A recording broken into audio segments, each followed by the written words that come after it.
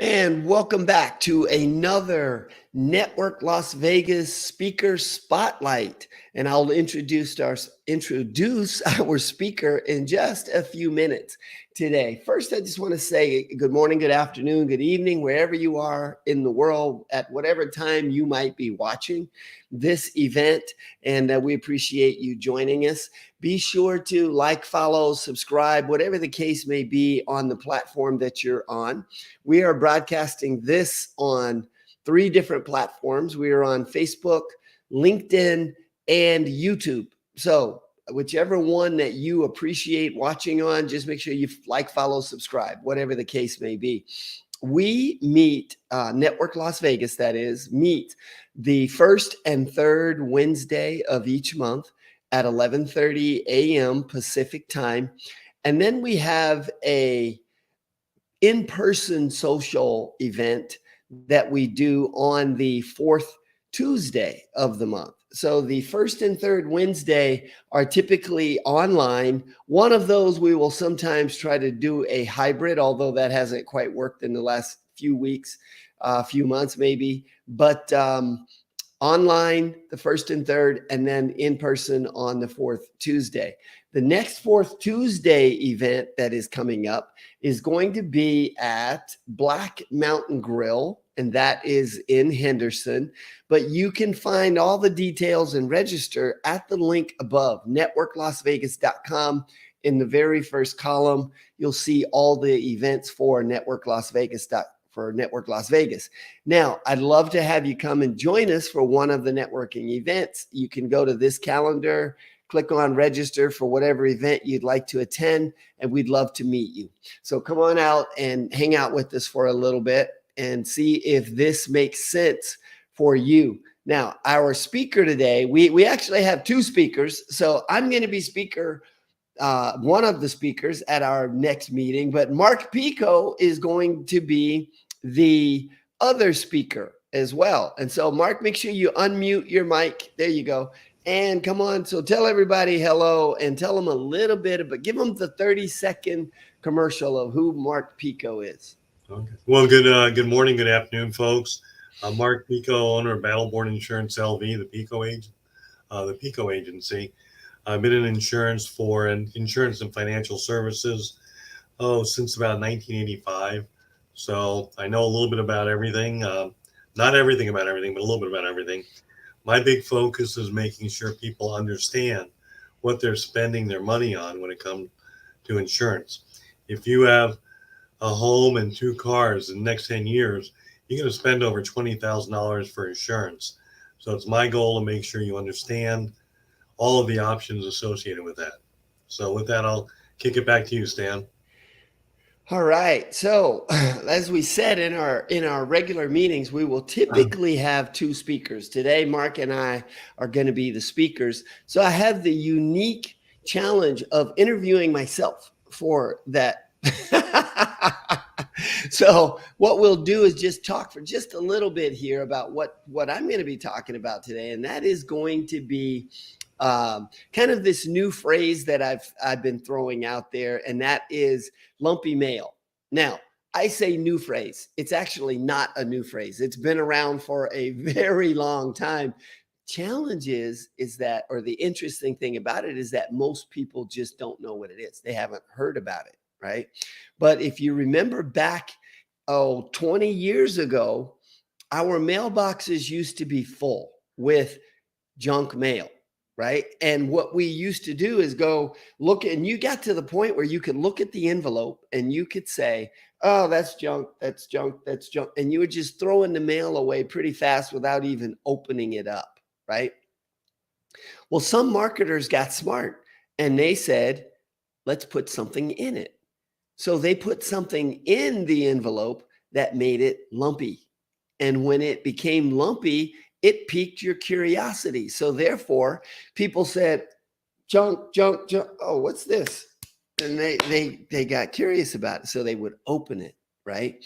Well, then what happened right around, I'm going to say maybe it was 2002, 3, 4, 5, somewhere in there, the internet really started happening and people started using email. And Then everything shifted from people mailing sales letters to you now getting all of it online, and you getting it whether it was in social media or whether it was in an email box or whatever. So now what happened is it's reversed. Now your email box is the one that's full. Your email box has all the junk in it, right? And your actual mailbox is fairly empty.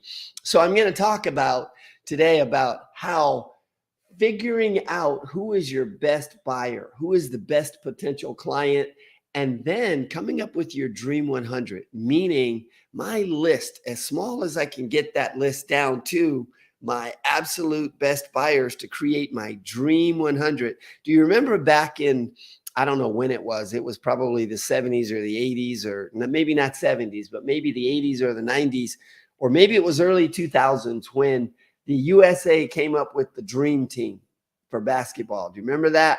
Yeah. Well, that's what we want to come up with is our dream team customer list or potential customer list. And that's who we really want to market to. We want to hammer it home with that group of people because they're actually the best buyers for us, right? And if we use lumpy mail concepts, which could be in an envelope or a box, or it could even be a postcard that just gets your attention.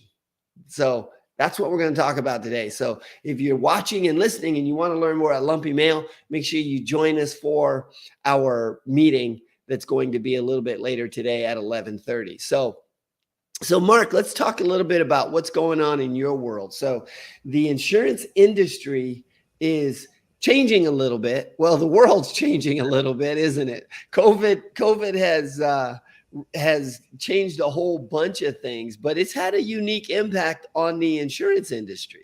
Yeah, not only COVID, but all the uncertainty that we're seeing in the economic environment, the supply chain issues, inflation on certain items, and things of that nature have kind of thrown the insurance industry into a little bit of a tizzy. I've been doing this for a very long time.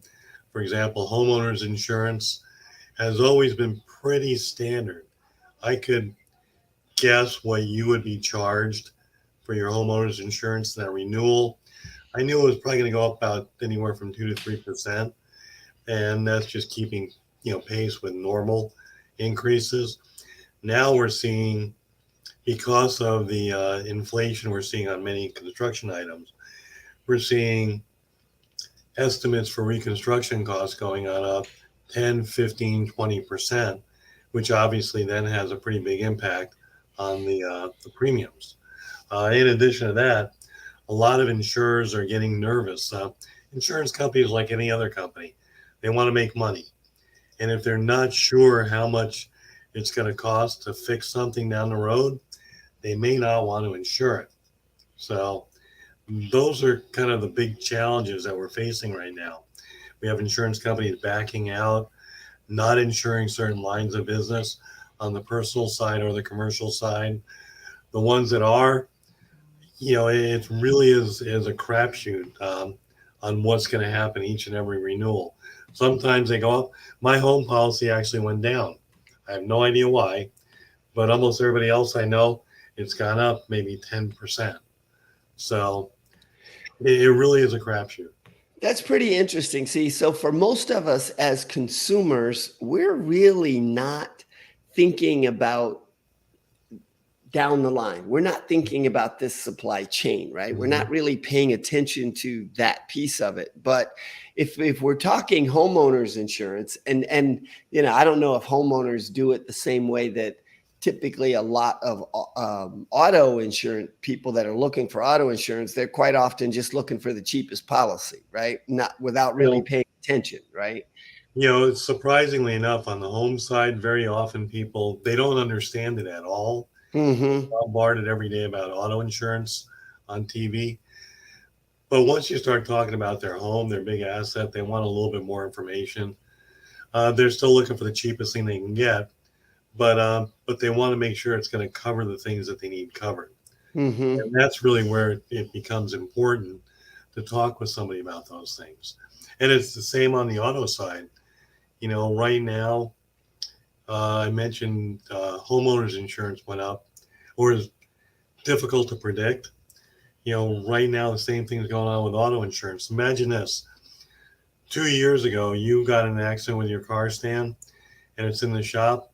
I pretty much knew it was going to be in there for maybe no more than a week, because we could get all the parts. We had plenty of people working in the repair shops today, and so your rental car was only going to cost me a week. All those kind of things. Today, who knows how long it's going to be in.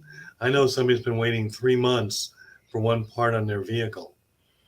It obviously they ran out of their rental coverage, but the companies are spending more money on rental coverage. The cost of those items that they're buying now are much higher. They're paying more for labor because there's a labor shortage. So it really is uncharted territory right about now. Let's put it that way. Mm-hmm. Mm-hmm. Yeah. Wow. That's stuff that you wouldn't expect either, right? Yeah. Is just really the not being able to get the parts. And once again, we're just as consumers, we really aren't thinking down the line with any of that stuff, right? We're Yeah. and we all are in this society of we just want it now. So we think Yeah. we're just gonna put it in and get it right back, right? My wife's been waiting for over a year for a headlight for her car. Oh my gosh. it, Wow. it's very odd, but that's where it becomes very important to make sure you have somebody you can work with. Mm-hmm. Each carrier has got a different level of tolerance. Each carrier has had more or less claims. So all of those things drive the rate. So when you have multiple options to take a look at, very often you might be able to, maybe a little bit of a pain, you got to make some changes, but it may be more economical to look at other options. And that's kind of where we come in. We have about 65 or 70 carriers we work with between commercial and personal lines. Mm-hmm. Okay. So that was my next question. Then I was going to just talk a little bit more about your agency in particular. So you're an independent agent. So you're not tied to, you're not, I don't know, what do they call that term of They're captive. captive? Yeah. You're not a captive agent, right? So you can write with a lot of different carriers. So you can help people really find the best deal and find what matches their actual Their needs. actual needs. Yeah, for the longest time, I was a captive agent. I worked Mm-hmm. for one major carrier for about 8 or 9 years in a variety of different roles, another major carrier for over 8 years in a variety of roles. And then recently, I decided instead of trying to always put that square peg in a round hole, if you got a round hole, let's find a round peg. And that's kind of where we are right now. It doesn't always work. Sometimes I just can't find anything better. But here, I'm not going to show you the name. I was just working on this file. Somebody called me earlier. I took a look, and he's got a great policy right now, a wonderful policy, or else I wouldn't have written it for him. But one of our carriers has just made some changes, and I can probably save him in the general ballpark of, I'm going to guess, about $500 or $600 a year between his auto and home. Mm-hmm. And when you're talking $500 or $600, that's real money. That's a tank of gas. That was supposed to be a joke, Stan. I know. I was like, that's a few tanks of gas, right? So Not many, not as many as it once was. But we sometimes we hit the jackpot. I would say about 60% of the time we can give someone a significant reason to move, not only by lowering their costs, but by keeping their coverages where they are, or even improving their coverage. mm-hmm. And that's both on the personal or the commercial side. I had an old client that I wrote with my old company. She owned a restaurant, and when I wrote her, she was about $4,000 a year for her restaurant. And over time, it went up to about 500 or 5,000. She called me on up. She's still with that other company. She called me on up. Her insurance went from 5,000 to $16,000. That'll do exactly that. I got her attention. Yeah. So I was able to rewrite her again for about 6,000 with another company. So that's 10,000. That's real money. 10 grand. That's pretty huge. Yeah. Jeez. Okay. So so if somebody they're curious, they're not sure about their insurance. They don't know whether they've got a good policy, bad policy, or they want to see, can they save some money? I mean, is that something you're willing to just explore with people and talk to Oh, them about? absolutely, absolutely. What I ask people to do, and it seems to work the best, especially in this post-COVID world. If anybody's got a question about their insurance, I like to get a little bit of information from them up front. Things like their name, date of birth, home address, year, make, model of their vehicles on their home. Do they own it? Is there an HOA, gate, things of that nature? And then I kind of send them away. I do a little bit of research for a day or two, and then I send them what I came up with, and then follow that up with a call to review all of what I found and answer any questions that they have. And if it makes sense, then we switch them. If it doesn't, they at least know that what's out there and whether or not they've got a policy that I would say is certainly worthwhile keeping. Okay, very good. Great. So Mark's info is scrolling across the bottom of the screen, so you can very easily capture his info, give him a call, or send him an email, and he'll be happy to then talk with you. Any final words for people that might be viewing this video?